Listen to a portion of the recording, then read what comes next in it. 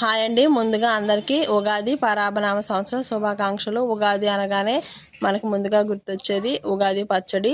ఉగాది పచ్చడి మా ఇంట్లో ఇలా సింపుల్గా ఈరోజు ఉగాది రోజు ఇలా ఉగాది పచ్చడితోటి మేము సెలబ్రేట్ చేసుకున్నాము. అందరికీ కూడా మరొకసారి ఉగాది శుభాకాంక్షలు. ఎప్పుడు ఏదో కరువు, అందుకే కమ్మని కలలో సరి చూసుకో వేసవి